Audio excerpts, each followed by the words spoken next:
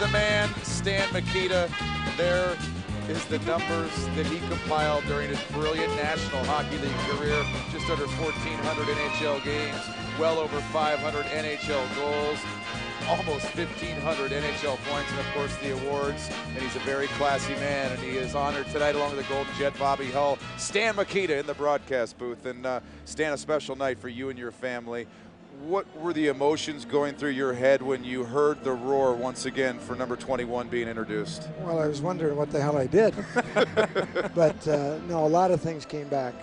Unfortunately, it wasn't the same building where I played, but I have never heard a roar like I did during the national anthem here in this building, because it's so big. Hey, Stan, just talk to a lot of people. They never had the opportunity of getting to the Chicago Stadium and obviously never playing there, and I was lucky enough to play there. But try to explain to people what it was like to play in my opinion, the greatest building in all of sport.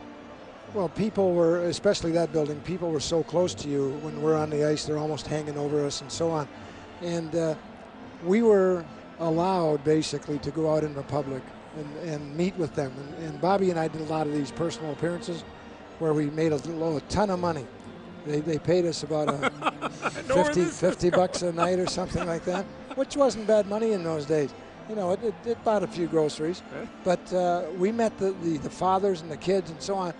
Coming up to me now were the kids that were there 40, 50 years ago getting those autographs. Yeah. It's amazing. It really is. You know, Stan, when you took the podium, I was lucky enough to be right down there.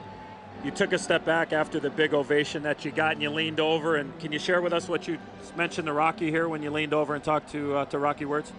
All I said was, "Isn't it nice to hear a roar like that?" Yeah, it was beautiful. Because let's face it, I mean, you guys call every game, and I come up when I'm in town, and I'm down the street from you here in the alumni room, and I look around the big building that seats over 20,000, and when there's 5,000 and there's 7,000, I mean, it looks dead empty. And it should not be the Chicago Blackhawks. Stan, I had a chance to spend some time with you and Bobby earlier today, and seeing you around your former teammates.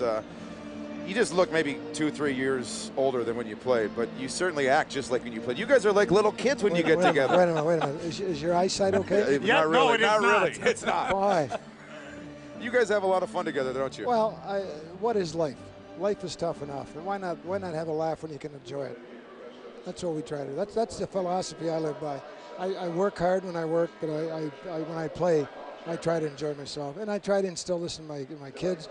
My wife and I have a lot of fun together. We play a lot of golf, and she beats me every so often, so that's not so much fun. But ours is a happy family. It's a fun family, and I think life can be like that. Hey, Stan, 1961, Stanley Cup champions. Can you take us back, and was there a defining moment? Can you share with us that kind of put you over the hump, or was there somewhere you knew that team was going to be the best? The defining moment, I think, came in the sixth game against Detroit when they were up 1-0. Reggie Fleming, who was killing penalties, scored a shorthanded goal to tie the game. I knew we had the series then, but the toughest series was the one before where we faced the Montreal Canadiens.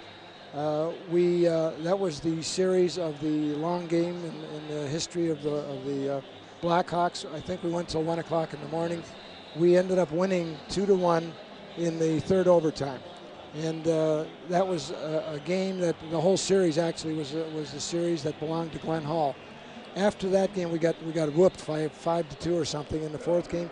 Now we go to Montreal. It's trying to think. Glenn Hall, it's a 3-0 game. Glenn Hall shuts him out right in Montreal. He come back to Chicago and he shuts him out again. That was the series where it happened, yes.